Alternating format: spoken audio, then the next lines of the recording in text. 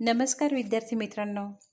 मागच्या भागामध्ये आपण काय काय लक्षात घेतलेलं आहे त्याचा एकदा आढावा घेऊया. मागच्या पाठामध्ये आपण लक्षात घेतलं होतं की पाठाचं नियोजन म्हणजे काय, पाठ नियोजन करताना कोणकोणत्या गोष्टींची आपल्याला माहिती असणं गरजेचं आहे.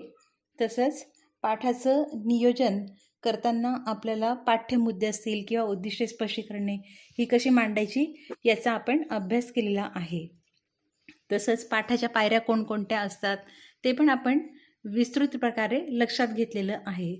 आता या भागामध्ये आपल्याला पाठ टाचनाचं दुसरं जे काही पान आहे किंवा तिसरं पान आहे तो विचारात घ्यायचं आहे. तर ह्या ठिकाणी बघा, तुमच्यासमोर पाठ टाचनाचं दुसरं पान दिसत आहे. यामध्ये आशय विश्लेषण आणि अध्ययन अध्यापन अनुभूती असे 2 भाग केलेले आहे.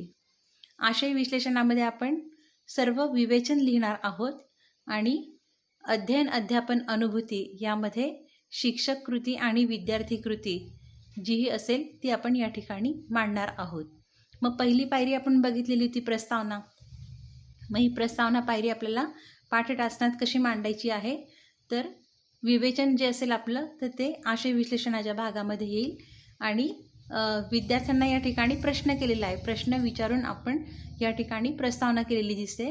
बघा, भारतातील प्रमुख नद्या कोणत्या असा प्रश्न विचारला आहे.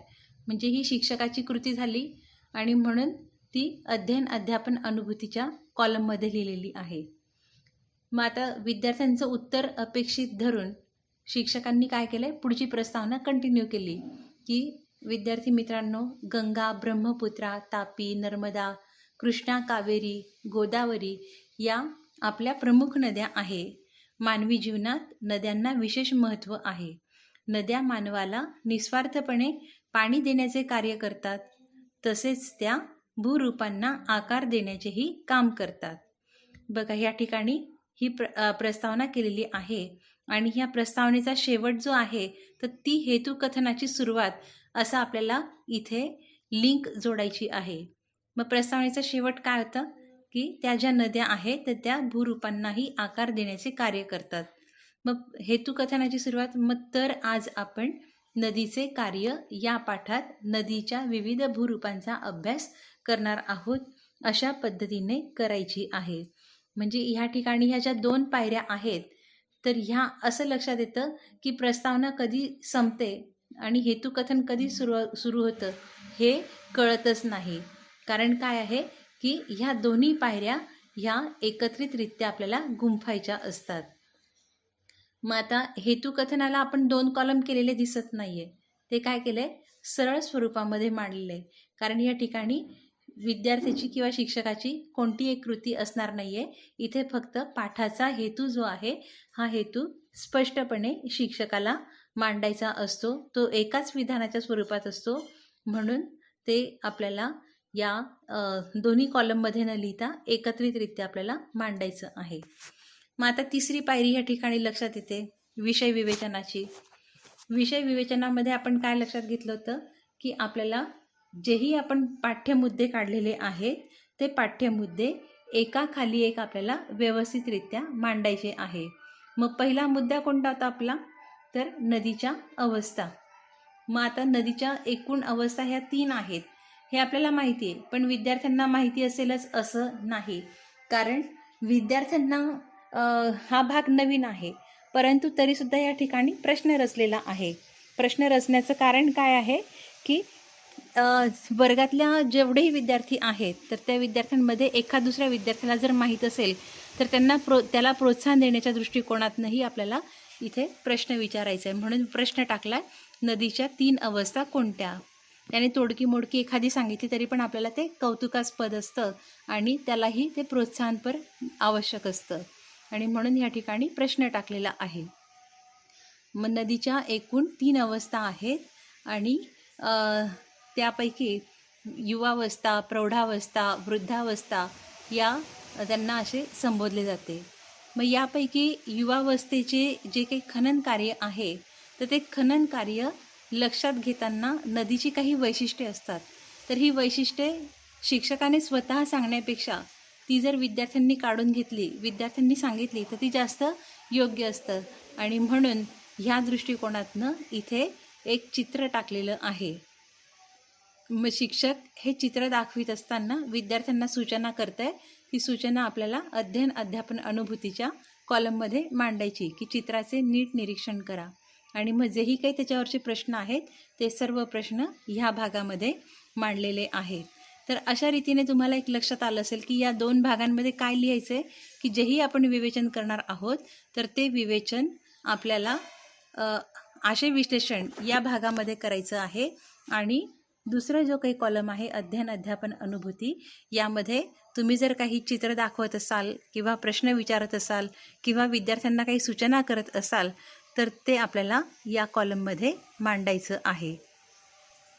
याप्रमाणे आपल्याला उर्वरित जेही काही मुद्दे आहेत तर ते याचप्रमाणे कंटिन्यू करायचे आहे. जसं की पुढचा जो मुद्दा होता की नदीच्या खनन कार्यामुळे निर्माण होणारी भूरूपे, त्यात एकूण 3 भाग आपण केलेले होते. त्यातली व्ही आकाराची दरी. तर ह्या व्ही आकाराच्या दरीमध्ये तो कठीण संबोध असल्यामुळे आपल्याला आकृतीने तो स्पष्ट करायचा आहे. म्हणून अध्ययन अध्यापन अनुभूतीमध्ये शिक्षक काय करताय तर ती कृती इथे मांडलेली की शिक्षक व्ही आकाराची दरी आकृतीद्वारे स्पष्ट करतात. आणि आशय विश्लेषणाच्या भागामध्ये पूर्णपणे आपल्याला काय करायचं आहे की जेही विवेचन असेल ते विवेचन मांडायचं आहे. आता आकृतीसुद्धा आपण ह्या भागामध्ये मांडलेली. तर मग ही आकृती इथे का असेल बरं? कारण आकृती हा सुद्धा आशयाचाच भाग आहे आणि म्हणून ती ह्या भागामध्ये आपण मांडलेली आहे. तसंच घळी ही जी आहे तर ह्या घळीला यू आकाराची दरी असेही म्हणतात. मग आता हे दोनही शब्द जे काही आहे किंवा हे दोन्ही जे काही नावं आहेत तर ही दोन्ही नावं पुस्तकामध्ये दिलेली असल्याने आपल्याला पाठटाचनामध्ये ती अशीच्या अशी घ्यायची आहे. आणि म्हणून यू आकाराची दरी आणि घळी ही दोन्ही नावं आपली इथे मांडलेली आहे. मग आता दुसऱ्या कॉलममध्ये काय लिहिलं आहे ती सूचना परत की शिक्षक यू आकाराची दरी आकृतीच्या द्वारे स्पष्ट करतात. आणि विद्यार्थ्यांना त्या जो प्रश्न विचारलेला असेल तो प्रश्नही तिथे मांडलेला आहे. लक्षात घेतलं तर पाठटाचन काढणं इतकं कठीण नाही आहे आणि म्हणून ते काढताना आपल्याला नीट काळजीपूर्वक आपल्या या भागाचा अभ्यास करावायचा आहे. मग आता ह्या ठिकाणी आपण विषय विवेचनाच्या पायरीमध्ये जेही सर्व मुद्दे घेतलेले होते तर ते मुद्दे इथे एक एक आपण पूर्ण केलेले आहेत. ह्या दुसऱ्या पानावरती धबधबा हे जे काही तिसऱ्या क्रमांकाचं भूरूप आहे तर ते इथे आपल्याला पाहावयास मिळतं आणि ते सुद्धा आपण आकृतीच्या द्वारे आपण लक्षात घेतलेलं आहे. आणि म्हणून एकंदरीत अशा स्वरूपामध्ये आकृतीचं निरीक्षण करा किंवा धबधब्याची नावं सांगा हे जे काही शिक्षाकृती आहे तर ती आपण ह्या दुसऱ्या भागात मांडलेली आहे. आणि विवेचन जे आहे ते आशय विश्लेषणाच्या भागात लिहिलेलं आहे. मग आता याच्यानंतरची पुढची जी काही पायरी आहे पाठटाचनाची तर ती म्हणजे संकलन. मग आता संकलनामध्ये आपण काय बघितलेलं होतं की संकलन हे जे काही आहे तर यामध्ये आपल्याला विद्यार्थ्यांना प्रश्न विचारावायचे असतात. मग प्रश्न आता विचारताना आपण कशावरती विचारणार आहे? इथे 2 गोष्टी महत्त्वाच्या आहेत. 2 गोष्टी कोणत्या? तर पहिली म्हणजे एकतर आपण जो भाग शिकवलेला आहे त्या भागाचं विद्यार्थ्यांना किती आकलन झालं ही एक आहे. आणि दुसरी म्हणजे की आपण जी काही उद्दिष्ट ठरवलेली होती तर ती किती पूर्ण झाली याचा पडताळा घेणं. तर ह्या 2 गोष्टींसाठी आपल्याला संकलनामध्ये प्रश्न विचारायचे आहेत. मग ह्या प्रश्नांची संख्या किती असेल याचाही आपण मागच्या भागामध्ये विचार केलेला होता की प्रश्न हे साधारणतः 4-5 असणं गरजेचं आहे. खूप जास्तही विचारणं आपण योग्य समजलेलं नव्हतं आणि खूप कमी पण नाही. आणि म्हणून किमान 4-5 प्रश्न इथे अपेक्षित आहे. फार 6 झाले तर हरकत नाही, परंतु 7-8 प्रश्न हे खूप होतात. कारण ह्या ठिकाणी पायरी जी आहे ही शेवटची आलेली आहे आणि 30 मिनिटांच्या पाठामध्ये आपल्याला संकलन, उपयोजन, गृहपाठ या सर्व पायऱ्या पूर्ण करायच्या असतात. म्हणून फार प्रश्न विचारणं हे चुकीचं असेल. तर ह्या ठिकाणी आपण प्रश्नांची एकूण संख्या बघा किती घेतलेली आहे? 5 घेतलेली आहे. आणि ते सर्व प्रश्न जे आहेत ते आपण कोणत्या भागात लिहिलेले आहे हे नीट लक्षात घ्या की हे आपण अध्ययन अध्यापन अनुभूतीमध्ये मांडलेले आहेत. आणि ह्या प्रश्नांची रचना जर तुम्ही लक्षात घेतली तर ती आपण उद्दिष्टांवर आधारित जेही काही स्पष्टीकरणं मांडलेली होती तर त्या स्पष्टीकरणांच्या आधारे ही प्रश्न विचारलेले आहेत आणि म्हणून यातून आपल्याला किती प्रमाणामध्ये विद्यार्थी उत्तरं देतात, त्यानुसार आपली उद्दिष्टे किती साध्य झाली याचा पडताळा आपल्याला पाहावयास मिळतो. याच्यानंतरची पुढची जी काही पायरी आहे ती सुद्धा आपल्याला इथे लक्षात घेता येईल. पुढची पायरी लक्षात घेण्यापूर्वी थोडंसं तुमच्या मनामध्ये एक शंका आली का, की यामध्ये बघा आपण काय केलं आहे की फक्त प्रश्न विचारलेत आणि उत्तरं मात्र लिहिलेले नाही आहेत. पाठटासनामध्ये कोणत्याही प्रकारच्या प्रश्नाचे उत्तरं लिहिलेले नाही आहेत. मग हे का लिहिलेले नसतील? कारण आपण गृहीत धरलं आहे की यातले विद्यार्थ्यांनी जी उत्तरं दिलेली आहेत तर ती आपण विषय विवेचनामध्ये गुंफलेली आहेत आणि म्हणून विद्यार्थ्यांनी हे उत्तरं दिलेले आहेत असं गृहीत धरून आपण ती उत्तरं लिहिण्याचं टाळलेलं आहे. म्हणून ह्या दुसऱ्या भागामध्ये आपल्याला काय करायचं आहे की केवळ विद्यार्थ्यांची उत्तरं इथे अपेक्षित नाही, लिहिणं अपेक्षित नाही आहे, फक्त प्रश्न आपण इथे मांडायची आहे. मग आता ही पुढची पायरी काय आहे तर उपयोजनाची. उपयोजन ही जी काही पायरी आहे तर यामध्येही आपल्याला प्रश्नच विचारायचे आहेत. आपण बघितलं होतं की संकलनाचा हा उपभाग आहे. हा उपभाग जरी असला तरी महत्त्वाचा आहे, कारण यामध्ये आपल्याला उच्च पातळीचे प्रश्न विचारायचे असतात. मग उच्च पातळीची कोणकोणती प्रश्न तर फरक सांगा, किंवा मग आणखी कार्यकारण संबंध सांगा, किंवा मग भौगोलिक कारणे द्या. अशा स्वरूपाची जेही काही प्रश्न असतील आपल्या पाठावर आधारित ती आपल्याला या पायरीमध्ये मांडायची असतात. आणि आता या पाठामध्ये जो आपण ह्या संपूर्ण पाठटासनामध्ये विवेचन केलेला पाठ आहे तर त्यामध्ये आपण काय घेतलेला आहे प्रश्न तर व्ही आकाराची दरी आणि यू आकाराची दरी यामधला फरक सांगा असा आपण एक प्रश्न केला आहे. आणि दुसरा जो काही आपण घेतला आहे तर तो सहसंबंधांचा घेतला आहे, की आपल्याला माहिती आहे की धबधब्याच्या निर्मितीसाठी मृदू आणि कठीण खडक हे दोन्हीही आवश्यक असतात. ते केवळ दोन्ही आवश्यक असता कामा नये, तर त्यांची जी काही मांडणी आहे तर ती विशिष्ट प्रकारची असणं गरजेचं आहे. हे सर्व आपण विद्यार्थ्यांना पाठामध्ये समजावून सांगितलेलं आहे आणि म्हणून त्यांना यातला सहसंबंध इथे सांगता येणं आवश्यक आहे. आणि नंतर शेवटची जी पायरी आहे ती गृहपाठाची.